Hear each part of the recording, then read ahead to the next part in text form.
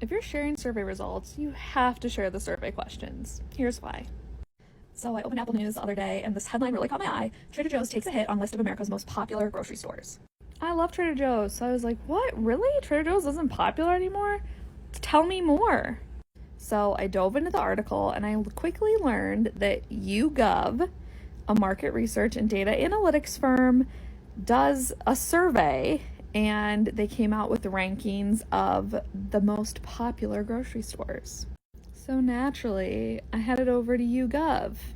So if you visit YouGov, you see that they put out this list of the most popular grocery stores for Q4 in 2023. Popularity is the percentage of people who have a positive opinion of a grocery store.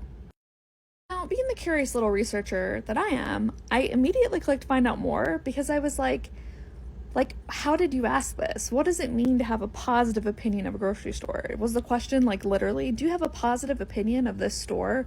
Or did you have them rate the store on a scale from 1 to 5 or 1 to 10 or who knows, right? Like what was the actual... If you click find out more, it takes you to their FAQ page, frequently asked questions. Now personally, I was hoping to find out more about that specific question. Like, tell me more about how you asked people if something is popular or not. But alas, that information was not here. The closest we get is this description of how are the results on the rating pages calculated, and it tells you how they calculate positive popularity. They tell you that it's calculated by taking the proportion of people who view something positively and showing it as a percentage of all people who have given any opinion of that same thing, including that they've heard of it.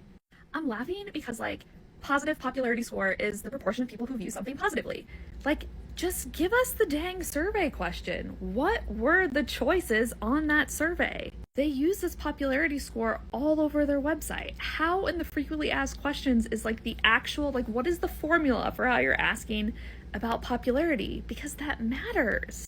And they're down here being like, this is nice and simple. Like, our sample mirrors the demographics of the US and the data is weighted to be nationally representative. So, like, you can trust our data. It's representative of all people in the US. Nice and simple. You know what's not simple? Not knowing the actual freaking question that you asked to decide if something's popular or not. Like, I don't even know if I agree with your definition of popularity because I can't see the scale. I can't see the choices you gave people when you're asking them about popularity or having a positive opinion of something.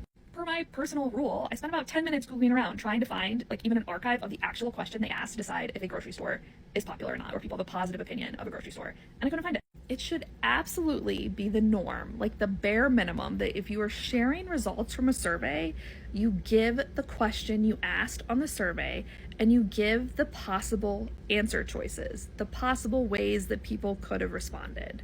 Because while I know that you define popularity as the percentage of people who have a positive opinion, I don't know how you're deciding what a positive opinion is.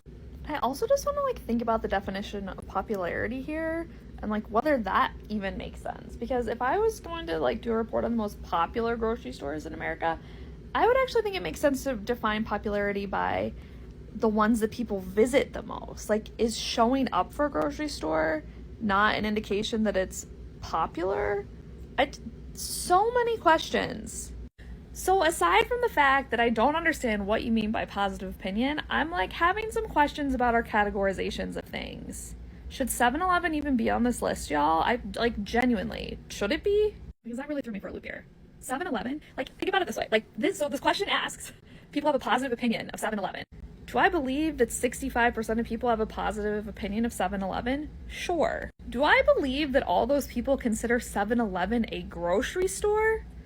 No. I mean, like, I've gotten some bananas from a 7-Eleven before. I really don't think I would consider it a grocery store, and putting it on this list just, like, confuses me. What are the standards? Can we also just think about the fact that, like, the most popular grocery store, which is Aldi, only 66% of people have a positive opinion of it? Like, there's so much internal confusion I'm experiencing with this, and I really feel like it could be solved by looking at the actual survey question. Also, the definition of a grocery store.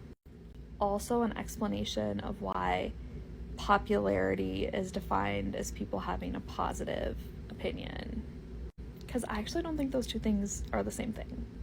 But that could be because I don't know what having a positive opinion in this instance means because they didn't define it for us.